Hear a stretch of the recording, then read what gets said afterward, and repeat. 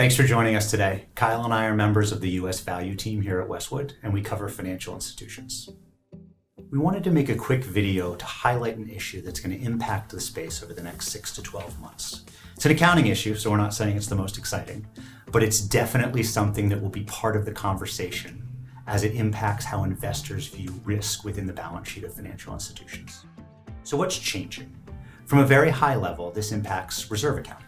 The easiest way to think about this is that banks currently set aside about a year's worth of loan losses for every loan that they make. The new rule, called the current expected cumulative loss rule, will force them to set aside reserves for the full life of the loan, and so it's going to impact the capital levels in the banking space. The new rule goes into effect in January 1st, 2020, but we'll begin to get significantly more disclosures with third quarter earnings in October. Because banks are only recognizing expected losses over the next 12 months, and bank management teams rarely predict recessions ahead of time, loss provisioning is highly procyclical. In fact, loan loss reserves relative to loans tripled from 1.2% in 2006 to 3.7% in 2010. This is what the CECL accounting standard is really about, reducing the cyclicality of loss estimates. FASB believes that by looking out over the life of the loan rather than the next year, losses that are likely to occur during recessions will be reflected in current estimates. Banks argue that this is only possible with perfect foresight. Forecasters are unable to foresee the timing and magnitude of business cycle downturns, meaning economic estimates are procyclical themselves. Because CECL relies on economic forecasts rather than incurred losses, the impact of changes in economic estimates is much greater under CECL. Thusly, banks argue that provisioning will be even more procyclical in the future. The impact of CECL varies across loan types, with the biggest impact in longer dated and riskier products. Think mortgages, small business loans, subprime consumer loans, etc. In total, we believe allowance for loan losses will be 30 to 40% higher when the rule goes into effect on January 1st. This is simply an accounting change. It doesn't change the economics of making a loan for the bank.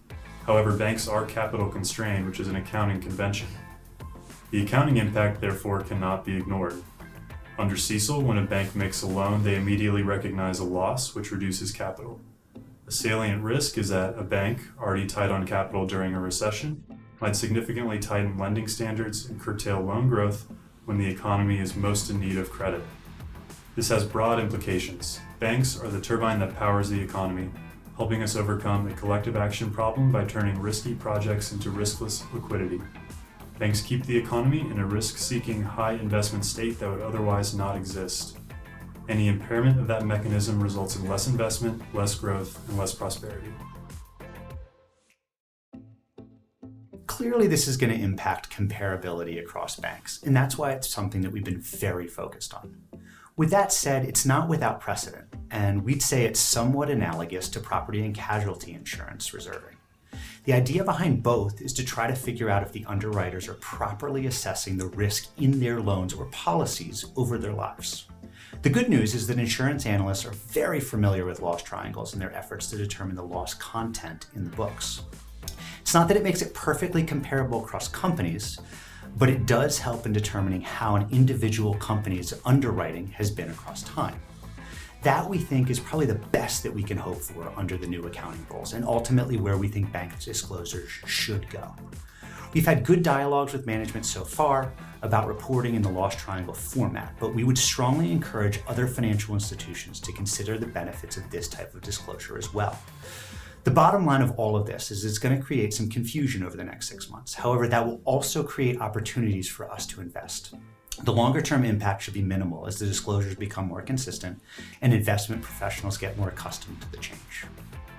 If you'd like to learn more about Westwood, please visit us at westwoodgroup.com.